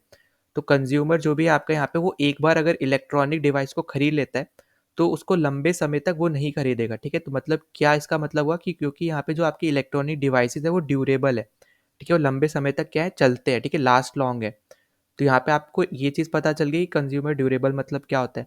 अब कंज्यूमर नॉन ड्यूरेबल मतलब क्या है यहाँ पे, जिसका जस्ट अपोजिट है, ठीक है। कंज्यूमर ड्यूरेबल का जस्ट अपोजिट है आपका यहाँ पे कंज्यूमर नॉन ड्यूरेबल। अब इसमें जैसे आपके यहाँ पे एग्जांपल आते हैं फ्रूट, ठीक है, फ्रूट्स हो गए यहाँ पे, या फिर वेजिटेबल्स हो गई, ठीक है। ये क्या आपको यहाँ पे हमेशा ही खरीदने ही पड़ेंगे, ठीक है, एक्सेट्रा यहाँ पे आप लगा सकते हो। ऐसी चीज़ें जो आप यहाँ पे ड्यूरेबल नहीं है, मतलब लास्ट लॉन्ग नहीं चलती है, आपको यहाँ पे यूज़ करके फिर एकदम खत्म हो जाती है, फिर आपको वापस से खरीदनी पड़ती है। पर वहीं पे अगर आप इलेक्ट्रॉनिक्स के केस में देखोगे, तो जैसे आपने मोबाइल खरीदा, टीवी खरीदा, आप यूज़ करते जा रहे हो, पर बहुत लंबे समय तक आप उस सेम प्रोडक्ट को आप यहाँ पे यूज़ कर सकते हो, क्योंकि वो यहाँ पे लास्ट लॉन्ग है, मतलब ड्यूरेबल है, ठीक है। इसलिए हम लोग उनको क्या बोलते हैं, कंज्यूमर ड्यूरेबल्स बोलते हैं। तो इन सब कंडीशंस में जो आपको यहाँ पे दे रखे हैं ऑप्शन, इन सब में सबसे ज़्यादा वेटेज आपका यहाँ पे होने वाला है प्राइमरी गुड्स का, जो आपको नेचुरली आपको नेचर से मिल जाते हैं, ठीक है। तो आपका यहाँ पे करेक्ट ऑप्शन है ए। नाउ यहाँ पे अगले क्वेश्चन पे चलते हैं। तो अगले क्वेश्चन में आपको यहाँ पे दे रखा है कि indexation is a method whose use can be associated with which one of the following, ठीक है। तो आपको यहाँ पे जैसे पता होगा कि इंडेक्सेशन आपका क्या होता है, एक टाइप का आप बोल सकते हो टेक्निक होती है, जहाँ पे आपकी ऑर्गेनाइजेशन या फिर गवर्नमेंट, ठीक है, यहाँ पे कनेक्ट करती है जो भी प्राइसेस आपके चल रहे होते हैं उनको, साथ ही साथ जो आपका एक इंडिविजुअल एसेट्स को यहाँ पे ओन करता है उन सबको, ठीक है, एसेट की वैल्यूज़ को, साथ ही साथ आपके यहाँ पे प्राइसेस जो अभी मार्केट में चल रहे थे उन सबको। तो इन सब से आप पे बेसिकली क्या किया जाता है, इन सब से जो भी आप यहाँ पे सर्विस ले रहे हो उन सबका यहाँ पे प्राइस डिसाइड होता है, रेंज वगैरह, ठीक है। साथ ही साथ यहाँ पे क्या वैल्यू हो सकती है एक पर्टिकुलर गुड की, वो यहाँ पे डिसाइड होती है, ठीक है। तो इन सब से आप यहाँ पे ये बताते हो, ये बेसिकली आपका मेथड होता है इंडेक्सेशन का। और यहाँ पे जो इंडेक्सेशन जो मेथड है, यह आपको ज़्यादातर यूज़ देखने को मिलेगा जहाँ पे भी ऐसी कंट्री में जहाँ पे बहुत ज़्यादा हाई इन्फ्लेशन है, ठीक है। क्योंकि यहाँ पे बहुत ज़्यादा हाई इन्फ्लेशन होगा, तो जो यहाँ पे ऑर्गेनाइजेशन या फिर गवर्नमेंट होगी वो यहाँ पे क्या करेंगी, फिक्स करेंगी वेजेस को, ठीक है। तो यहाँ पे करेक्ट ऑप्शन आपका क्या होने वाला है, ऑप्शन नंबर डी यहाँ पे इसका करेक्ट ऑप्शन। नाउ चलते हैं अगले क्वेश्चन पे। तो यहाँ पे आपसे दे रखा है कि which one of the following is an example of flies floor, ठीक है। तो यहाँ पे देखो ये उस टाइम का क्वेश्चन है जब आपको यहाँ पे देखने को मिला होगा कि यहाँ पे जब किसानों ने यहाँ पे आंदोलन वगैरह किया था उस टाइम पे। तो यहाँ पे इसका करेक्ट आंसर आपका होने वाला है मिनिमम सपोर्ट प्राइस, ठीक है। एमएसपी से रिलेटेड आपका यहाँ पे क्वेश्चन है, तो ए ऑप्शन यहाँ पे क्या आपका यहाँ पे एकदम करेक्ट ऑप्शन है, ठीक है। Minimum support price MSP for जवार इन इंडिया, ठीक है। तो देखो बेसिक इसका मतलब क्या होता है मिनिमम सपोर्ट प्राइस का, कि जो भी आप क्रॉप बेचोगे तो उसका यहाँ पे एक एमएसपी अगर रखा गया, जैसे मान लो अगर 10 रुपये रखा गया, तो आपको 10 रुपये तो वहाँ पे मिलेंगे ही मिलेंगे अगर आप वहाँ पे जवार बेचते हो, ठीक है। जैसे यहाँ पे क्रॉप यहाँ पे जवार दे रखा है, तो यहाँ पे 10 रुपये तो आपको यहाँ पे मिलेंगे ही, ठीक है। इससे ज़्यादा मिल सकते हैं पर इससे कम नहीं मिलेंगे, ठीक है। तो यहाँ पे बेसिकली ये तब यूज़ होता है जब आप यहाँ पे एक पर्टिकुलर आप बोल सकते हो इकोनॉमी में फार्मर को यहाँ पे प्रोटेक्ट करना चाह रहे हो, ठीक है। पर यहाँ पे ये ज़्यादा भी हर एक क्रॉप पे आप लागू नहीं कर सकते हो, क्योंकि अगर आपने हर एक क्रॉप पे लागू कर दिया और आपने एमएसपी हाई रख दिया, तो उस केस में जो आपकी बाकी पॉपुलेशन है जो यहाँ पे फार्मर नहीं है, उनको यहाँ पे तकलीफ होगी, ठीक है। इसलिए अभी आप देख रहे होगे कि अभी भी प्रेजेंट टाइम में गवर्नमेंट इसको यहाँ पे लागू नहीं कर पा रही है, ठीक है। तो इसलिए भी यहाँ पे ये चीज़ इंपॉर्टेंट है कि आपको इसके बारे में भी यहाँ पे पता हो, क्योंकि अभी करंट सिचुएशन में भी एमएसपी के ऊपर यहाँ पे जो आपकी डिबेट्स है वो यहाँ पे हो रही हैं, ठीक है, तो इसके बारे में भी आपको यहाँ पे पता होना चाहिए ना। अगले क्वेश्चन पे चलते हैं। तो अगले क्वेश्चन में आपको यहाँ पे पूछ रखा है विच one of the following factors is not, ठीक है, considered in determining the minimum support price, ठीक है, एमएसपी इन इंडिया। तो यहाँ पे आपसे पूछा है कि यहाँ पे जो आपका एमएसपी है इसके यहाँ पे कौन कौन से फैक्टर्स हैं और उनमें से यहाँ पे जो आपको दे रखे हैं उनमें से कौन सा नहीं है, ठीक है, जो आपको यहाँ पे ऑप्शन में दे रखा है। तो देखो सबसे पहले तो यहाँ पे कॉस्ट ऑफ प्रोडक्शन एकदम आपका यहाँ पे एकदम करेक्ट ऑप्शन होगा यहाँ पे, मतलब ये इसका फैक्टर है, क्योंकि जितना आपका यहाँ पे कॉस्ट होगा एक पर्टिकुलर क्रॉप को प्रोड्यूस करने में, उससे ऊपर ही आप क्या रखोगे, एमएसपी रखोगे, ताकि फार्मर को भी क्या हो यहाँ पे सपोर्ट मिले, उनकी भी यहाँ पे अर्निंग हो, ठीक है। अब उसके बाद बी ऑप्शन आपको दे रखा है कि price trends in international and domestic market. तो ये भी आपका करेक्ट है कि जो भी अभी प्रेजेंट में आपकी कोई भी क्रॉप का जो भी आपका प्राइस चल रहा होगा डोमेस्टिक मार्केट में या फिर इंटरनेशनल मार्केट में, तो आप उसको भी देख के आप अपनी एमएसपी रखते हो, ठीक है। उसके बाद आपका यहाँ पे इंटर क्रॉप प्राइस पैरिटी, ठीक है, तो यहाँ पे ये भी आपका क्या एकदम करेक्ट ऑप्शन है। पर आपका यहाँ पे जो सी ऑप्शन है कि कॉस्ट ऑफ लिविंग इंडेक्स, ये क्या आपका यहाँ पे करेक्ट ऑप्शन हो जाएगा, क्योंकि ये आपका यहाँ पे गलत है और आपसे यहाँ पे नॉट ही पूछा है, ठीक है। अब देखो मैंने आपको यही बताया था कि यहाँ पे अब ये चीज़ नहीं देखी जा रही है कि यहाँ पे कौन कितना कमा रहा है, ठीक है, कैसे रह रहा है, उससे यहाँ पे इसका कोई लेना देना नहीं है एमएसपी का। इसका बेसिक बस इतना मतलब है कि यहाँ पे एक मिनिमम वैल्यू यहाँ पे आप सपोर्ट के लिए फार्मर के आप यहाँ पे एक लगा दे रहे हो कि आप इतना अगर कोई भी क्रॉप बेचते हो तो इतना तो आपको यहाँ पे मिनिमम मिलेगा ही, मतलब गारंटी आप यहाँ पे प्रोवाइड कर रहे हो। पर इसी के केस में अगर मान लो यहाँ पे कोई पुअर है जो यहाँ पे फार्मर भी नहीं है, अगर वो यहाँ पे इजीली अभी तक बाय कर पा रहा था और आपने अब यहाँ पे एमएसपी लगा दिया, तो अब उस केस में यहाँ पे वो इंसान अब बाय नहीं कर पाएगा, ठीक है, क्योंकि इसकी इनकम ही इतनी नहीं है। तो इसलिए मैं यहाँ पे बोल रहा हूँ कि कॉस्ट ऑफ लिविंग इंडेक्स जो यहाँ पे आपका निकालते हो कि कैसे यहाँ पे लोग रह रहे हैं वगैरह, लिविंग इंडेक्स का, तो यहाँ पे स्टैंडर्ड ऑफ लिविंग आप जिसको बोल सकते हो, तो उसका यहाँ पे इस पर्टिकुलर एमएसपी से कोई लेना देना नहीं है, ठीक है। तो इसलिए यहाँ पे इसलिए भी एमएसपी यहाँ पे इतनी जल्दी लागू नहीं किया जा सकता है, तो इसलिए आपका सी ऑप्शन यहाँ पे एकदम करेक्ट है। अब हम चलते हैं अगले क्वेश्चन पे। तो अगले क्वेश्चन में आपसे यहाँ पे पूछ रखा है consider the following statement regarding poverty in India, ठीक है। तो आपको यहाँ पे जो क्वेश्चन आपको पूछ रखे हैं पॉवर्टी से रिलेटेड, हम यहाँ पे वो करने वाले हैं, ठीक है। अब यहाँ पे क्वेश्चन इससे रिलेटेड आ चुके हैं, 2-3 क्वेश्चन आए हुए हैं, तो आपको इसके बारे में भी यहाँ पे आइडिया होना चाहिए, ठीक है। तो यहाँ पे देखो सबसे पहले कि आपको स्टेटमेंट दे रखी है वो हम यहाँ पे डिस्कस करते हैं।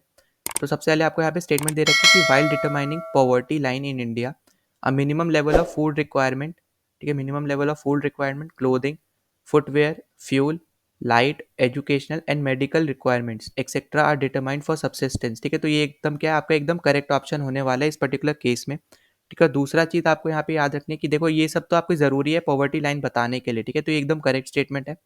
और दूसरा आपको यहाँ पे दे रखा है the accepted average calorie requirement in India is 2400 calories पर पर्सन, ठीक है, पर पर्सन पर डे। और ये आप हम लोग बात कर रहे हैं रूरल एरियाज में, वहीं पे अर्बन एरियाज में आपका यहाँ पे 2100 कैलोरीज पर पर्सन पर डे, ठीक है। तो ये आपका यहाँ कहाँ पे ये अर्बन एरियाज में, तो ये भी आपकी स्टेटमेंट एकदम करेक्ट है। और बस आप यहाँ पे एक चीज़ याद रख लेना कि ये आपने बताया है यहाँ पे आईसीएमआर ने, ठीक है। और आईसीएमआर का फुल फॉर्म क्या यहाँ पे Indian council of medical research, ठीक है। तो यहाँ पे Indian council of medical research ने ये आपको यहाँ पे बता रखी है, दोनों कंडीशन जो आपको यहाँ पे दे रखी है, ठीक है, दोनों कंडीशन इन द सेंस जो आपको सेकंड में दे रखा है कि 2400 कैलोरीज आपका रूरल एरियाज में होगा पर पर्सन पर डे और 2100 कैलोरीज आपका पर पर्सन पर डे होगा अर्बन एरियाज में। तो ये आपको बताया यहाँ पे आईसीएमआर में Indian Indian council of medical research ने, ठीक है। और एक और आप यहाँ पे एक्स्ट्रा याद रख लेना जो कि आपका है यहाँ पे FAO, जिसको हम लोग बोलते हैं फूड एंड एग्रीकल्चर ऑर्गेनाइजेशन। इसने बेसिकली यहाँ पे बता रखा है कि मिनिमम 1800 कैलोरीज आपको यहाँ पे चाहिए ही चाहिए, ठीक है, चाहे आप रूरल एरिया में रह रहे हो या अर्बन एरिया में रह रहे हो, ठीक है। तो यहाँ पे ये याद रखना कि 1800 कैलोरीज और यहाँ पे फॉर बोथ, ठीक है, फॉर बोथ। तो आपसे इस तरीके से भी यहाँ पे आप पूछा जा सकता है, ठीक है। तो ये दोनों चीज़ आपको यहाँ पे स्टार्ट अपने जो स्टेटमेंट है आपको यहाँ पे याद रखनी है। और पॉवर्टी लाइन से रिलेटेड जो भी हम लोग यहाँ पे बात की है हम लोगों ने, ये भी आपको यहाँ पे याद रखनी है। तो एकदम करेक्ट ऑप्शन है आपके दोनों। तो उसका करेक्ट ऑप्शन क्या है यहाँ पे बोथ 1 and 2। अगले क्वेश्चन पे चलते हैं। तो अगले क्वेश्चन में आपसे यहाँ पे पूछ रहा है कि which one of the following indicator is included, ठीक है, इंक्लूडेड बोल रहा है in the national multi dimensional poverty index, ठीक है। तो अब यहाँ पे नेशनल की बात करी जा रही है तो यहाँ पे इंडिया ही निकालेगा इसको। पर अगर मान लो आपसे नेशनल नहीं पूछता, आपसे पूछता कि मल्टी डायमेंशनल पॉवर्टी इंडेक्स कौन निकालता है, तो वो निकालता है आपका यूएनडीपी, ठीक है। अब यहाँ पे देखो इसके ना 3 ही यहाँ पे पैरामीटर होते हैं जिसके अंदर आपको बहुत सारे अलग अलग डिफरेंट आपको यहाँ पे कैरेक्टरिस्टिक्स बोल सकते हो आप, उसके अंदर ही या फिर सब पैरामीटर बोल सकते हो, ठीक है। जैसे पहला आपका होता है यहाँ पे हेल्थ, दूसरा आपके पास यहाँ पे होता है एजुकेशन और तीसरा होता है आपके पास यहाँ पे स्टैंडर्ड ऑफ लिविंग, ठीक है। तो यहाँ पे यही 3 पैरामीटर होते हैं आपके यहाँ पे इस पर्टिकुलर इंडेक्स में। और यहाँ पे देखो जैसे हेल्थ में आपका यहाँ पे कौन से आ जाएंगे, हेल्थ में आपका आ गया न्यूट्रिशन आ गया, ठीक है, या फिर सैनिटेशन वगैरह आ गया। फिर उसी की जगह अगर एजुकेशन में बात करते हैं तो यहाँ पे ईयर ऑफ स्कूलिंग आ गया, या फिर एनरोलमेंट आ गया, स्कूल अटेंडेंस आ गया, ये सब। ठीक है, फिर स्टैंडर्ड ऑफ लिविंग की बात करेंगे तो स्टैंडर्ड ऑफ लिविंग में आपका यहाँ पे cooking fuel, sanitation, water, electricity, ये सब आपका आ जाएगा। ठीक है, तो देखो इसमें आपको यहाँ पे क्लियरली दिख रहा है इन सब में आपका यहाँ पे ए ऑप्शन यहाँ पे करेक्ट है, क्योंकि ईयर ऑफ स्कूलिंग आपके यहाँ पे एजुकेशन में आता है। ठीक है, और सैनिटेशन आपका इसमें आता है। ठीक है, हेल्थ में नहीं आएगा, इसमें आएगा। ठीक, तो यहाँ पे ए ऑप्शन क्या है आपका यहाँ पे करेक्ट ऑप्शन। नाउ इस क्वेश्चन में आपसे यहाँ पे पूछ रखा है कि according to the national multi dimensional poverty index, ठीक है, जो कि आपका यहाँ पे नीति आयोग बनाते हैं, तो अब ये भी क्वेश्चन आपसे पूछा जा सकता है मैच द फॉलोइंग में कि कौन बनाता है। ठीक है, तो नेशनल आपका बनाता है नीति आयोग इंडिया में, और आपका हमने बात की थी डायमेंशनल जो आपका है मल्टी डायमेंशनल पॉवर्टी इंडेक्स, अगर नेशनल नहीं है तो आपका वो बनाता है यूएनडीपी। ठीक है, तो देखो यहाँ पे आपका डिप्राइव का बोलेगा। डिप्राइव बेसिकली मतलब होता है कि यहाँ पे बेसिक नीड्स जो है आपको चाहिए, ठीक है, फूड की, इलेक्ट्रिसिटी की, इन सब की, तो ये आपके यहाँ पे आती नहीं है। ठीक है, तो यहाँ पे आपके पास है नहीं, आप ऐसे समझ सकते हो कि अगर आपके पास बेसिक नीड्स भी नहीं है तो आप अपने एक पर्टिकुलर हाउस होल्ड को बोलोगे एक डिप्राइव्ड है। ठीक है, तो यहाँ पे डिप्राइव्ड का बोलोगे जब भी वहाँ पे, ये पहली स्टेटमेंट आपकी यहाँ पे करेक्ट है कि कोई भी अगर एक भी मेंबर उस पर्टिकुलर हाउस होल्ड का यहाँ पे अगर आइडेंटिफाई हो जाता है अंडर नरिश, मतलब कि यहाँ पे इसका मतलब क्या, अंडर नरिश्ड का, अंडर नरिश का मतलब है कि यहाँ पे बहुत ज़्यादा उसकी खराब तबीयत है या फिर बैड हेल्थ है, क्योंकि उसको यहाँ पे एक बेसिक नीड नहीं मिल रही है। ठीक है, फूड की बोल लो या किसी चीज़ की। ठीक है, फिर दूसरी स्टेटमेंट भी यहाँ पे आपकी करेक्ट है कि the body mass index of a women member between 15 years to 49 years of age is below 18.5। तो देखो बीएमआई आपको यहाँ पे पता होगा, बीएमआई को हम लोग बोलते हैं बॉडी मास इंडेक्स, और ये हम लोग बेसिकली निकालते हैं अपने एक पर्टिकुलर पर्सन के वेट से, उसको डिवाइड करते हैं हम लोग वेट को अपने जो एक उस पर्टिकुलर इंडिविजुअल का जो भी हाइट होगा उसके स्क्वायर से। ठीक है, तो उसके हेल्प से हम लोग क्या निकालते हैं, बॉडी मास निकालते हैं। तो यहाँ पे ये बोला जा रहा है कि जो वुमेन है अगर 15 से 49 ईयर के बीच में है और उसका बीएमआई 18.5 के नीचे है, तो इसका मतलब क्या है, इसका मतलब है कि यहाँ पे वो डिप्राइव्ड हाउस होल्ड की है। ठीक है, तो यहाँ पे आपके दोनों ही स्टेटमेंट के आपके यहाँ पे करेक्ट है, तो बोथ ए एंड बी यहाँ पे आपका करेक्ट आंसर है। नाउ आई होप कि आपको सारे क्वेश्चन जो हमने इस पर्टिकुलर वीडियो में हमने टैक्सेस, एचडीआई, एमएसपी, पॉवर्टी और इंडेक्सेस से रिलेटेड किए थे, तो आपको अच्छे से समझ में आ गया। और ये सारे क्वेश्चन आपके पिछले 5 साल के क्वेश्चन है, तो हमने यहाँ पे पिछले 5 साल के क्वेश्चन इन पर्टिकुलर टॉपिक से हमने यहाँ पे कंप्लीट कर लिया, और ये हमारा पार्ट 4 था। ठीक है, बाकी अगर आपने कोई भी पार्ट नहीं देखा या फिर पिछले सब्जेक्ट्स के पीवाईक्यू नहीं देखे तो सेम प्लेलिस्ट आपको मैंने दे रखी है डिस्क्रिप्शन में, साथ ही साथ आई बटन पे, वहाँ पे जाके आप ज़रूर देख लेना। सीक्वेंस वाइज मैंने वहाँ पे वीडियोस बना दिए, और कोई भी डाउट होता है, कोई सजेशन होता है, तो आप यहाँ पे नीचे कमेंट कर सकते हो। आप ही के लिए कमेंट सेक्शन है, मैं हर एक को यहाँ पे रिप्लाई करता ही हूँ। ठीक है, तो चलो मिलते हैं नेक्स्ट वीडियो में। जय हिंद।